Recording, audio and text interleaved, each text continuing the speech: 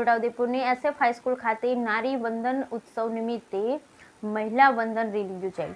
મહિલા અને બાળ વિકાસ વિભાગ, ગુજરાત સરકાર તથા જિલ્લા વહીવટી તંત્ર છોટાઉદેપુર દ્વારા આયોજિત નારી વંદન ઉત્સવ નિમિત્તે મહિલા વંદન રેલી મહિલાઓમાં જાગૃતિ આવે તે માટે છોટાઉદેપુર નગરના SF હાઈસ્કૂલ ખાતેથી રેલીનું આયોજન કરવામાં આવ્યું। રેલીનું છોટાઉદેપુર જિલ્લા પંચાયત પ્રમુખ મલકાબેન પટેલ, તાલુકા પંચાયત પ્રમુખ કલ્પનાબેન રાઠવા, જિલ્લા ભાજપ મહિલા મોરચા પ્રમુખ સજ્જનબેન રાજપૂત, જિલ્લા ભાજપ યુવા નેતા સંગ્રામસિંહ રાઠવા, SF હાઈસ્કૂલના આચાર્ય હિતેશભાઈ ચૌહાણ અને મહિલા અને બાળ વિકાસ વિભાગના અધિકારીઓની ઉપસ્થિતિમાં SF હાઈસ્કૂલ ખાતેથી લીલી ઝંડી આપી પ્રસ્થાન કરવામાં આવ્યું હતું।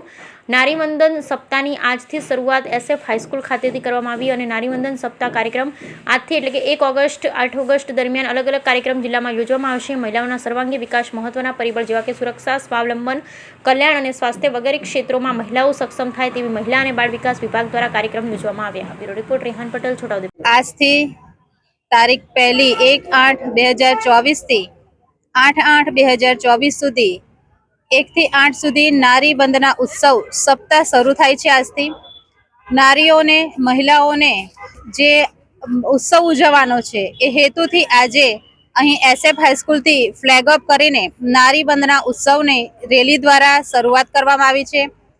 આજની તારીખથી લઈ 8 તારીખ સુધી દરરોજ જુદા જુદા કાર્યક્રમો ઉજવવામાં આવશે અને મહિલાઓને પ્રોત્સાહન મળે, મહિલા પોતે સ્વાવલંબન બને, પોતે આત્મનિર્ભર બને એ હેતુથી લઈ સરકારશ્રી દ્વારા નારી વંદના ઉત્સવની શરૂઆત કરવામાં આવેલી છે।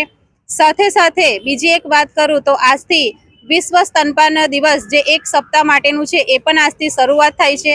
તો તમારા માધ્યમથી જાગૃતિ ફેલાય એના માટે થઈને હું આ વિશ્વ સ્તનપાન દિવસ માટે દરેક જણને આહવાન કરવા માગું છું કે જે બાળકનો જન્મ થાય એ માતાઓને સૌથી પહેલા 1 કલાકની અંદર બાળકને પોતાનું ધાવણ આપીને બાળકને પ્રથમ રસી કહેવાય છે એ આપવામાં આવે અને બાળકને સ્વસ્થ અને નિરોગી રાખવા માટે આ સ્તનપાન સપ્તાહની પણ આપણે ઉજવણી કરવાના છીએ।